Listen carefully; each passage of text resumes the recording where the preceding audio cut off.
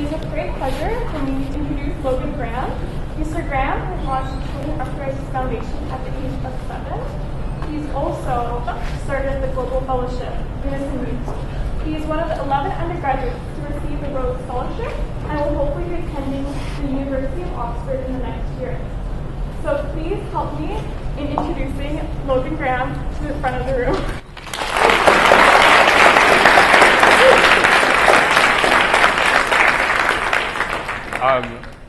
First, I really like being called Mr. Graham.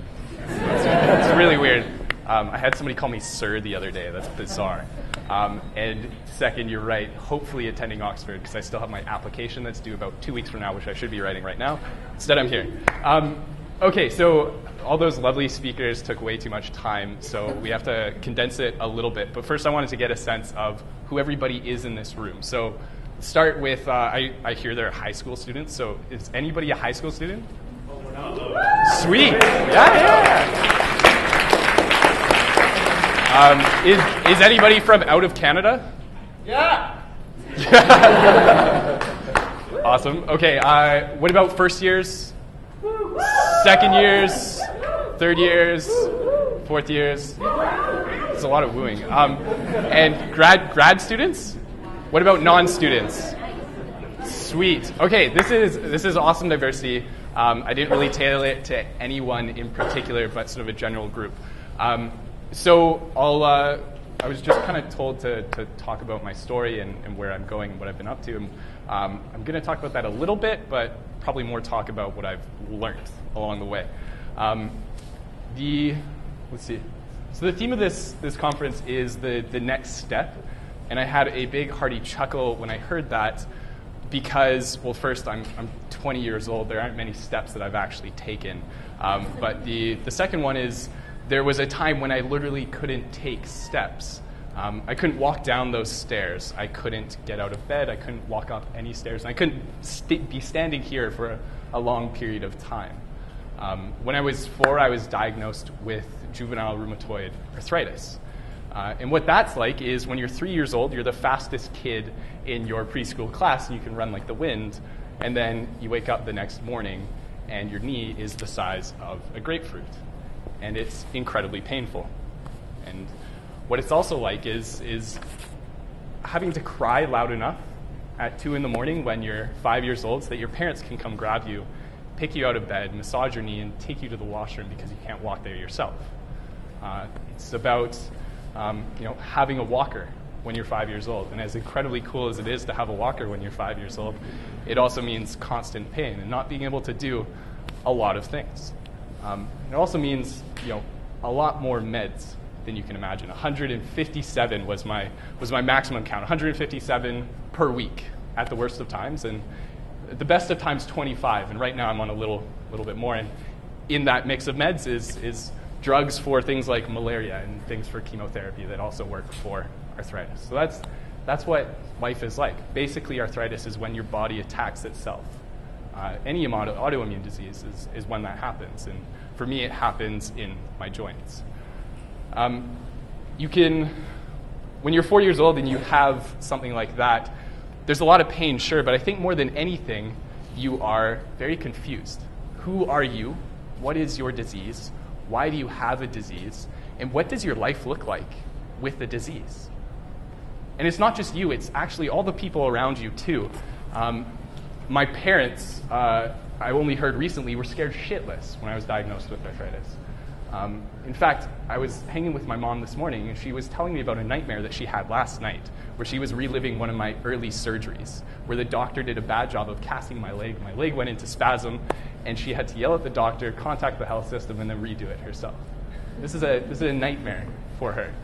And I think the story that really got me the most was my sister, who's my strongest mentor and supporter, who's taught me the most out of anyone in my life. And the first day after I was diagnosed, she got in a car with my mom, and it was quiet. And my sister asked my mom, "Mom, when is Logan going to die?" I'm not actually going to die because of this, I think. But she's a 6-year-old girl, and that's what she's thinking about. She's had her brother for 4 years, and she's not sure how much longer she will. And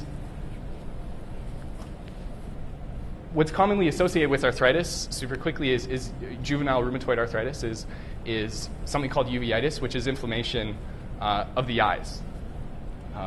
So things weren't looking so good. And I found out recently that after I won the scholarship to Oxford, my mom forwarded me an email she sent to her friend where she recounted one of her thoughts, that she can't imagine this day ever coming when I was 5 years old. She was my mom, and she was teaching me how to read every morning at breakfast before any of the other kids started reading, just in case I actually went blind. And so by the time the technologies were good enough to reverse blindness, at 35 years old, I wouldn't have to learn how to read again. But I want to stress that that's what a good long-term case looks like. I have taken more drugs, had more surgeries, had more visits with hospitals than you can imagine, and I can still walk today. I'm really a 1% case. And, well, the philosophy, or something that I learned recently as a result of that, is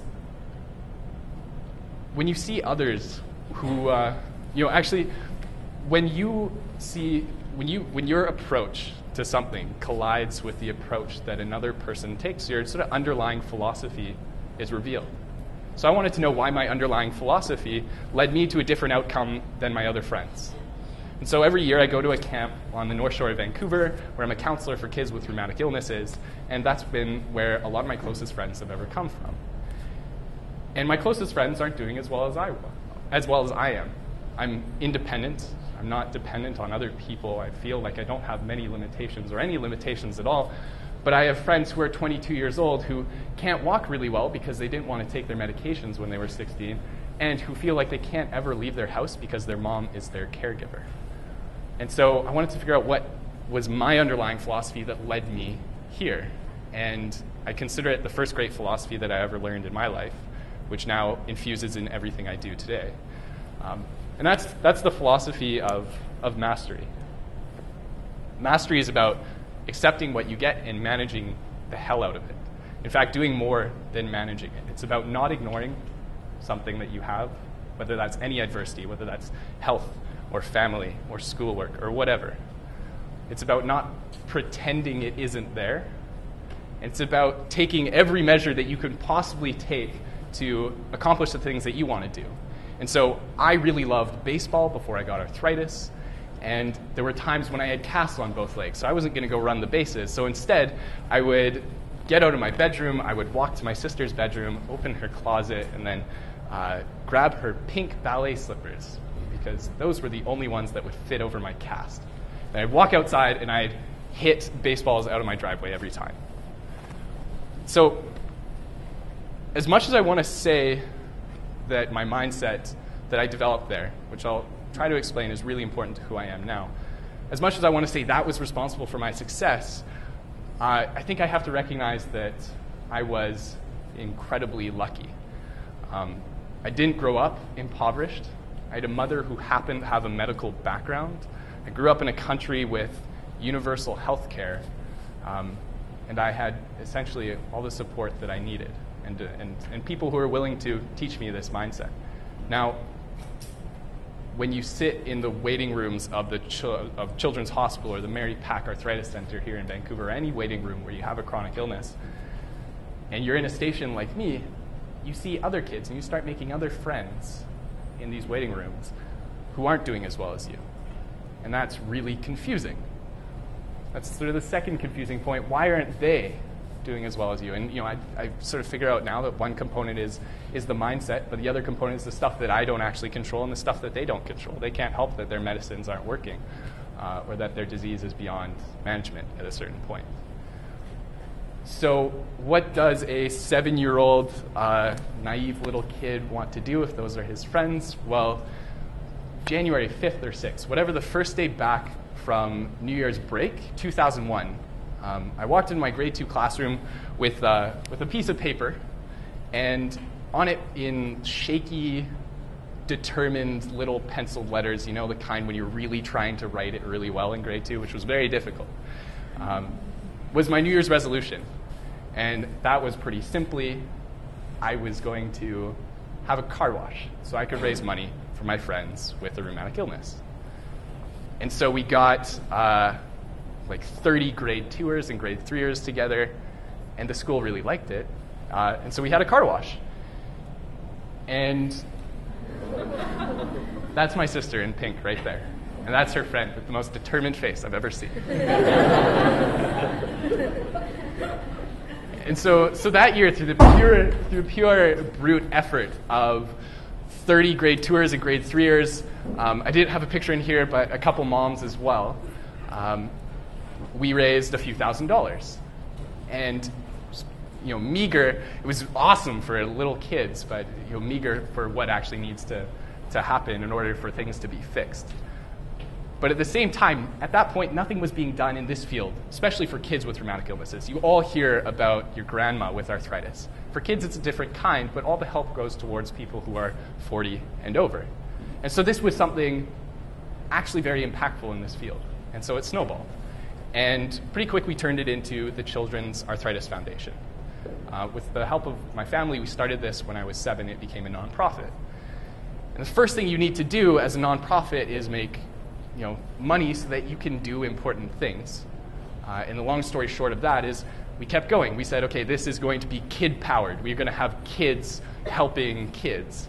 And so the next year we raised, we I think quadrupled the amount we raised from the car wash. And the next year we had a fashion show which raised $16,000. And the next year we raised, $40,000. And then, by the time we were just kind of getting started and implementing these things, we had, $150,000 of people believing in us who want to help change the life for rheumatic illnesses within kids as well. So then we began advocating.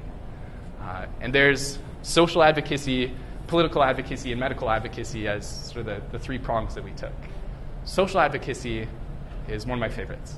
It's where you connect kids with kids and parents with parents outside of the healthcare system so that in a way that recognizes the power of an individual who's facing adversity. And so we'd have kids making friends and parents supporting each other. And then we'd advocate medically. And the first thing we did, one of the biggest things we've done is initiate a research chair here at UBC in pediatric rheumatology. And then we'd advocate politically.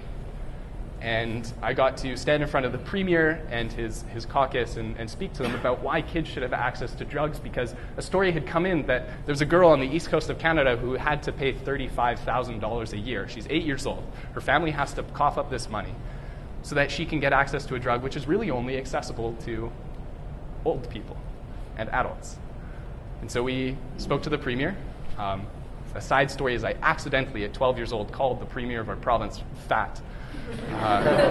But sure enough, 2 years later, a bill was passed, and now these kids can have access to the medication that they actually need that works for them for free. So, all of this has been really impactful in this sphere, but there's one that I want to tell you about. And this is our Cool Shoes for Kids program. So when you have arthritis, you need supportive shoes, if that's the case. A lot of them do. But the shoes you get are fucking ugly. Like, they have massive heels. And so that's a huge issue. If you're a kid, you don't want to wear ugly shoes. And if that's the first thing you get when you're diagnosed with a disease, that's the mentality you take towards your entire disease. It's not just the shoes, it's the drugs, it's the treatments that become unfashionable and not cool.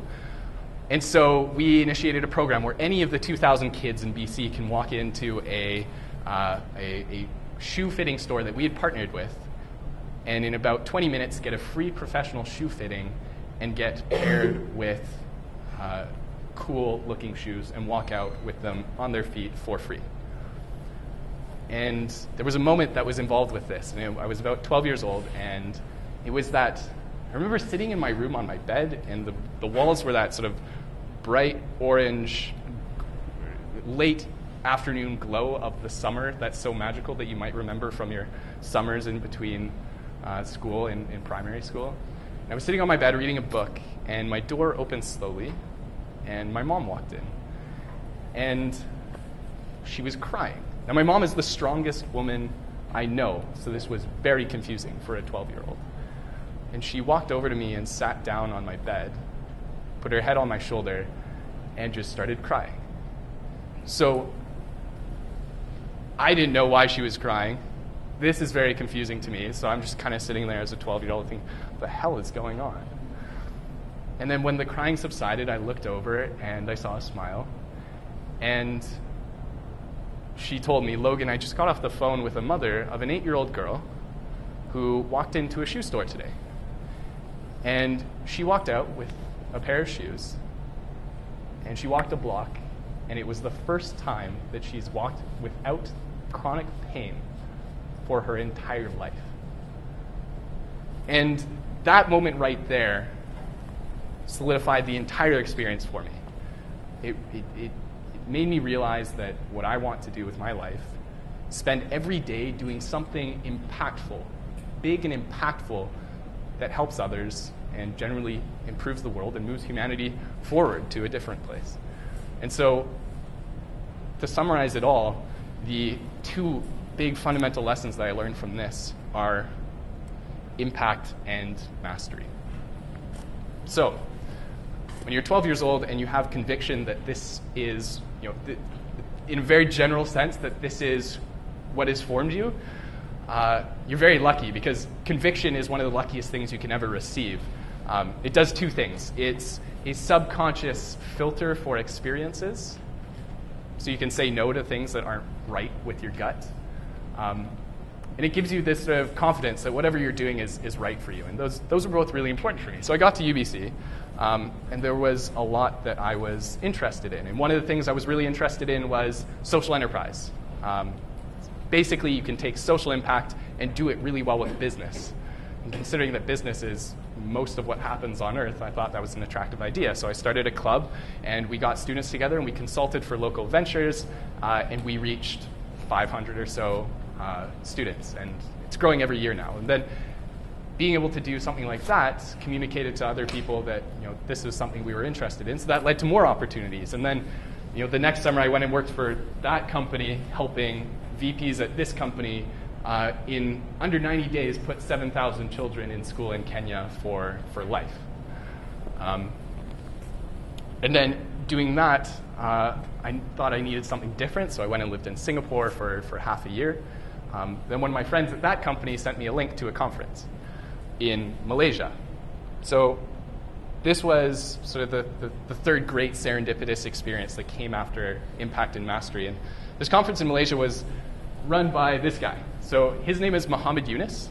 He is a Nobel Peace Prize winner from 2006 for sort of the invention and expansion of microfinance. Really cool topic. I won't go into it, but check it out. And he brought to this conference in Kuala Lumpur, Malaysia, two groups of people. He brought 30 or so young entrepreneurs who were under 22 years old, like the 19-year-old from France, who is now a really good friend of mine, who was establishing a factory in Cambodia that was going to mill crickets into flour, because crickets are really nutritional and really cheap. And he was going to make nutritional bars and sort of spread them throughout the infrastructure in Cambodia to reach the most marginalized as a great way of getting them cheap nutrition. So that was the young entrepreneurs. There was another group that was formed of people like him and Jimmy Wales of Wikipedia and Richard Branson, a bunch of CEOs, politicians, etc. And so we sat in this conference room. It was, the buzz was ecstatic, but it was really, really boring. It's like nobody had read the books on this sort of thing, which is everything I'd been doing for the past 2 years. And so I was really bored, and I was sitting in a speech like this. I was kind of in the back row like you guys, and I turned to my friends next to me and saying, this is really boring. At the break, do you want to get out of here? So we got out of there. We said, okay, there's immense potential in this room. What can we do with it? We have 24 hours before this conference ends. And I'll spare the long story, but 24 hours later, we walked off stage after presenting what we had conceived, which was a fellowship, which was going to pair the young entrepreneurs as mentees to a politician or a business leader or a CEO or whoever. And we had 162 mentors. We had the 35 entrepreneurs. We had Muhammad Yunus on board and a couple multi-billion-dollar companies who said, yeah, we're going to help you do this. 8 months later, it's been the most rewarding learning experience, entrepreneurial adventure of my life, where I get to work with an international team. And so far, we've helped people like Charles. Charles is one of our fellows. We've taken in 20 fellows. We pair them with mentors and the support that they need. And Charles is from Nigeria, and I think he's 21, but he's a medical doctor. And this is actually taken on one of his trips, research trips to Mongolia. And what he does is he develops apps for health.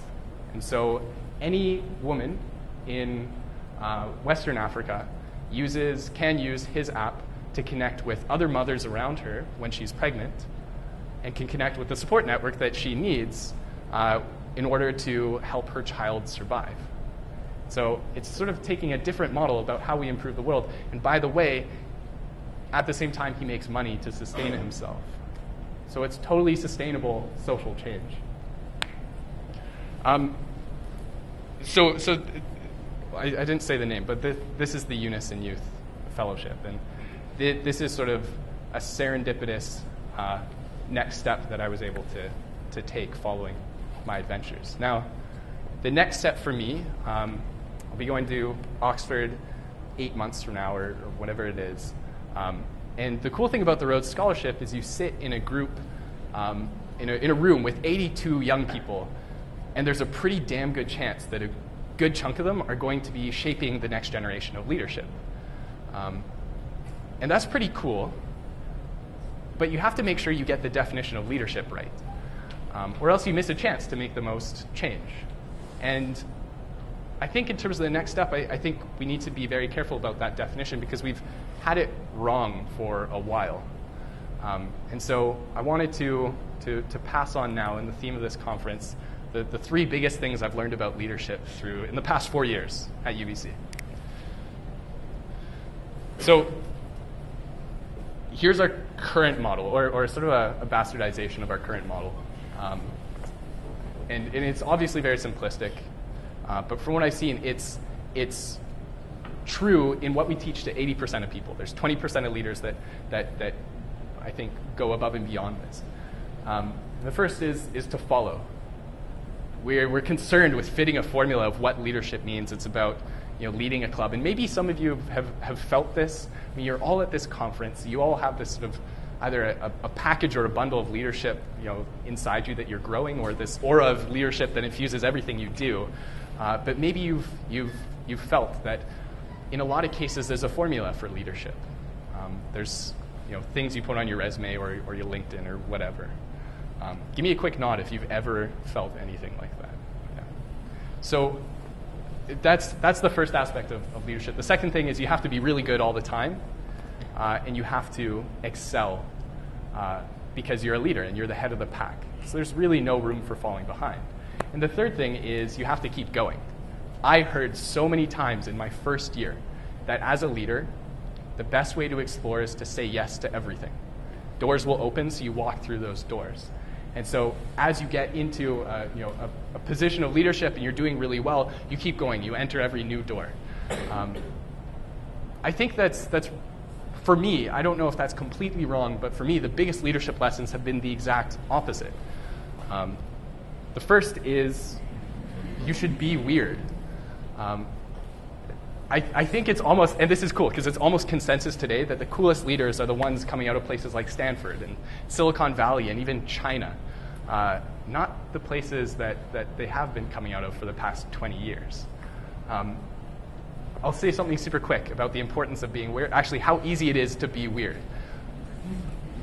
Being weird and being unique is really important, but it's easy to train, and you do it, I think the easiest way to do it is do it in micro-weirdness. So at every step of the day, if there's an opportunity to be weird in a small way, do it. My annual tradition now, in the middle of November, just as all the assignments are piling up, I strip off my clothes and run to Wreck Beach alone, and I go skinny dipping. It's a really great and easy way to be weird and freeze your ass off, for sure. But any opportunity you can take to be micro-weird is really important, because that compounds and makes you into a better leader in the long run. The second thing is to be bad. I've learned the most in the past 4 years by sitting in rooms with people who are way better than me at everything. There are so many points where I feel completely and totally inadequate. And then you realize when you meet a lot of really cool, inspiring leaders that they're all also very insecure overachievers. And I think that's really important because you can learn the most when you aren't the best at something. In fact, here's the best question I've ever seen asked on the internet. And here is the best answer. It sucks when you're the smartest person in the room. This is a quote that I live by now. I found it in 2011 or 2012. And whenever I bring it up to someone and I sort of enthusiastically share it, they all like it for some reason, which is great. And if you notice, that's Justin Trudeau. That's what may be the next Prime Minister of Canada upvoting an answer on the internet. It must be true. And then the third is being reflective. The best thing I ever did at UBC was in my first year, halfway through my first term, I went and saw a speech, or what I thought was a speech, at the Global Lounge. And I walked in, I opened the door, and I sort of like the chairs are very close together, so you're like stepping over people, and you get into the corner, and I have like my rain jacket on, so it's making a lot of noise. So I unzip it, put my backpack down, kind of shrink into the corner. I'm ready for this awesome speech. And I look up, and the room is dead silent. And there's one person staring at me in a really quizzical look. And I look around, and I realize I'm surrounded by about 50-year-old women. And I'm sitting there, and I'm not sure what's going on. It's still dead silent. The judgmental woman has looked forward now. And there's a guy sitting at the front of the room who's 25. He's got an earring, and he's got big, shaggy pants. He's cross-legged, like I was sitting up here earlier. And I realize he's leading everybody through a meditation. And I've just walked into a group meditation and probably done the worst thing you could possibly do in the middle of a meditation. So I sit there and think, shit, well, this is what I'm doing for the next hour. It was the best hour of my life. It was incredibly hard, but I've meditated almost every day since. It's really important to me now to have a space where you can think about what doors are open and what doors are closed for you right now. And to, I think more importantly, criticize who you are and criticize your ideas. Meditation is just one of those ways. I don't see a lot of, I want to see more reflection among students and among leaders to create the future generation, the next generation of leaders.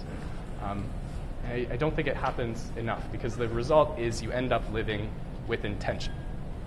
So then there's one last thing that can accelerate all of this, and that's this frog. So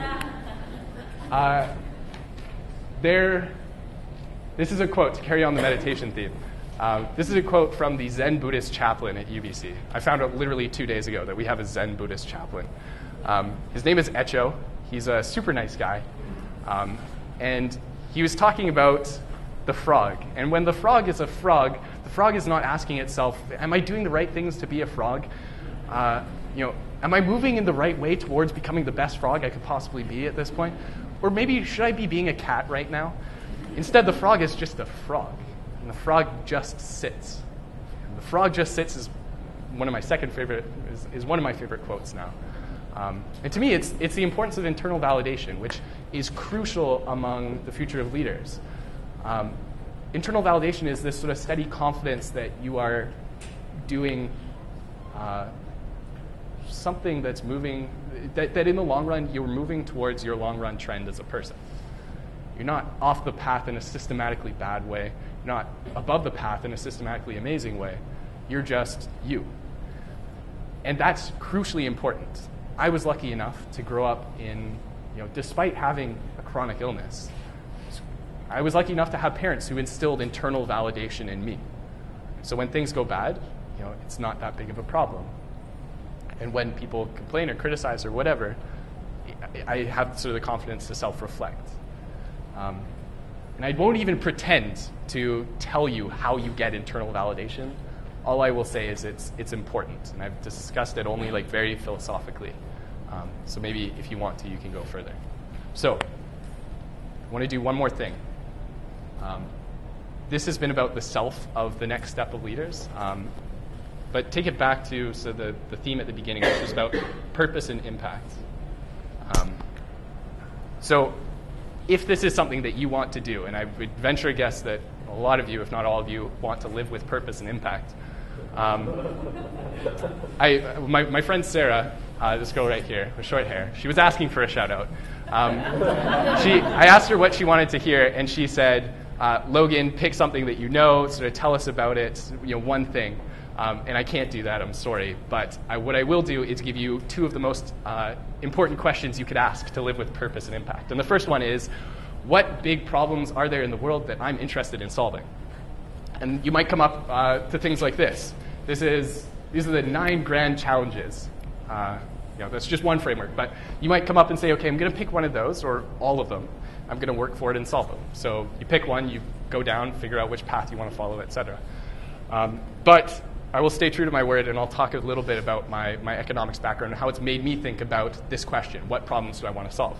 And so what we do in economics is we think about people, and then we think about data, we put them together, and we visualize it, mess around with it. And so here are a few of the problems, the big problems that I've encountered that I'm really interested in solving that some of you may or may not know very well. The first is the aging population. In the next 40 to 50 years, the world is going to become very, very old. And the crucial part is for developed economies, that's going to put a massive strain on our ability to make people healthy and our ability to continually increase our standard of living. That's a huge problem for places like Canada, but when you go to a place like China, they're getting older before they're getting richer. And that's a doubly huge problem.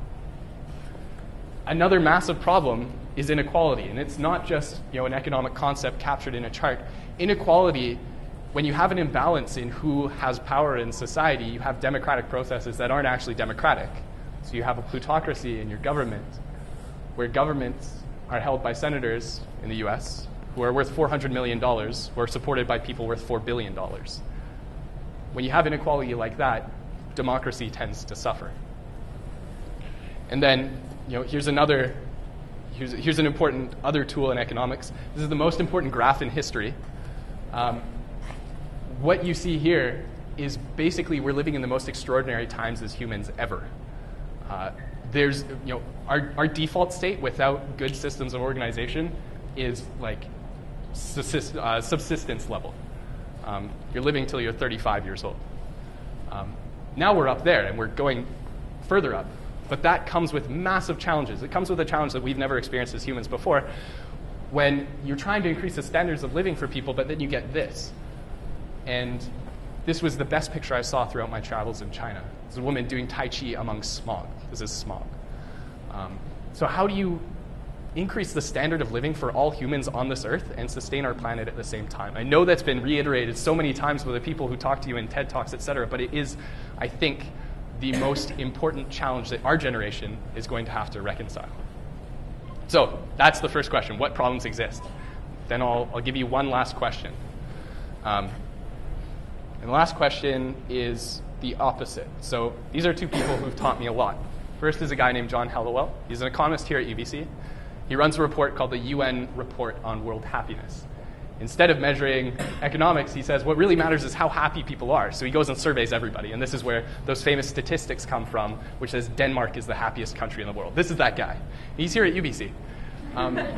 And I was talking to him. And on sort of a parallel conversation, he gave me an interesting seedling. Instead of saying, what problems are there, then going and fixing them, it's sort of like a very consultant-like way to approach something. It's focus on what's possible and what's good, and then enhance those.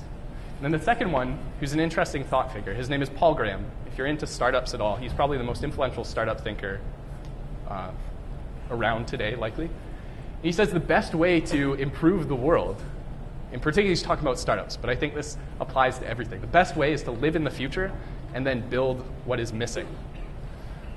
So super briefly, I'll give you the two things that I want to see from living in the future and building now in my career, especially within economics.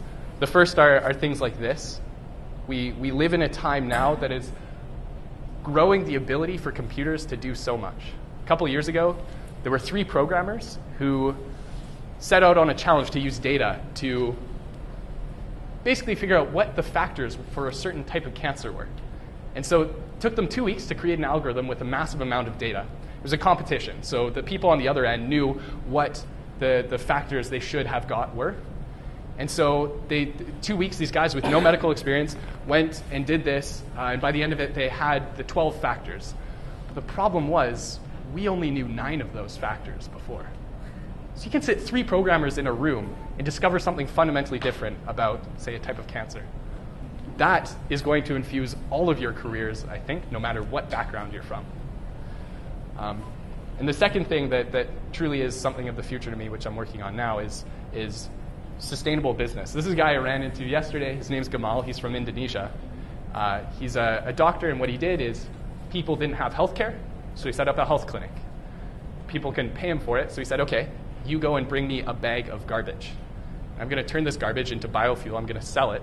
You get your health care, but any extra money that goes above and beyond my costs, I'm going to put into insurance for the people who can't actually afford health care. We live for so long with the idea that businesses and human organization is naturally self-destructive. And I think in the future there has to be, and there will be, a standard and expectation among all of us that any system of organization has to be a net contribution in many aspects to the world. So I'll end it with this. I think as leaders, the most empowering question you could ask is, what does the future deserve to look like? And then bring it back to now. And I'd say it's going to look different for everybody because you all come from different walks in life, different backgrounds, etc. But what's important is if you're somebody who wants to live with purpose and impact and a level of mastery of what you do, worrying about what model you have to fill, what formula you have to fill, being good at absolutely everything are 2 big worries that you can take out of the equation. And if there's anything that you take away from this, it would be about how to ask the right questions. I don't even pretend to know all the right questions, but I think this is one of them. And second, asking yourself what the next step, the future of leaders, is going to look like. I know we're cutting it short, so you know what? I'll stop it there with a thank you from my friends.